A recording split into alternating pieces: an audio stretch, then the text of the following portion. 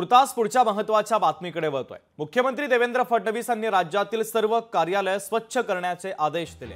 हिंगोलीतील अनेक police स्टेशनसह Sengaon police स्टेशनमध्ये भंगार गाड्यांचा असल्याने कर्मचाऱ्यांना काम करण्यासाठी जागा देखील अपुरी पडते आहे। याचा आढावा घेतला आमचे हिंगोलीचे प्रतिनिधी गजानन वाणी यांनी। पाहूया।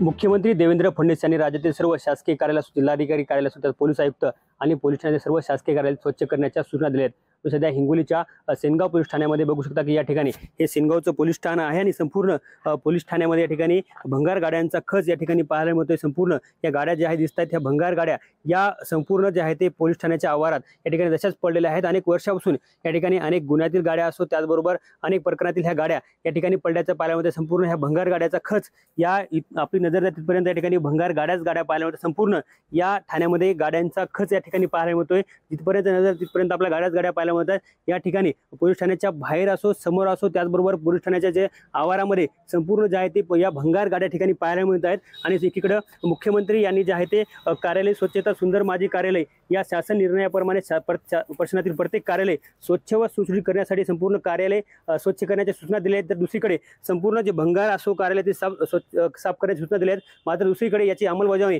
अनेक ठिकाणी होताना दिसत नाही। या ठिकाणी बघू शकता की अनेक सेनगावचं पोलीस ठाणं नाही तर अनेक जिल्ह्यातील अनेक पोलीस ठाण्यामध्ये संपूर्ण जे आहे ते भंगार गाड्यांचा खच पडलेला आहे। त्यामुळे आता मुख्यमंत्र्यांनी एकीकडे जे स्वच्छ कार्यालय करण्याची सूचना दिली, मात्र हिंगोलीमध्ये मात्र अद्यापर्यंत याची अंमलबजावणी होताना पाहायला मिळत नाही।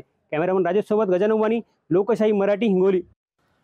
शिवसेना उद्धव बाळासाहेब ठाकरे पक्षामध्ये काही पदाधिकाऱ्यांनी आणि माजी नगरसेवकांनी आता नाराजी व्यक्त केली आहे। पक्षात विश्वासात घेत नसल्याचं आणि योग्य मान मिळत नसल्याचं सांगत त्यांनी आपली नाराजी उघडपणे बोलून दाखवली आहे। ज्यांना जायचंय त्यांनी जा, मी कोणाला थांबवणार नाही, उद्धव ठाकरे यांनी पक्षातील नाराजांना झापलेलं आहे। अडचणीच्या काळात पक्षाला ब्लॅकमेल करणं योग्य नाही, उद्धव ठाकरे यांनी आपली भूमिका स्पष्ट केली आहे।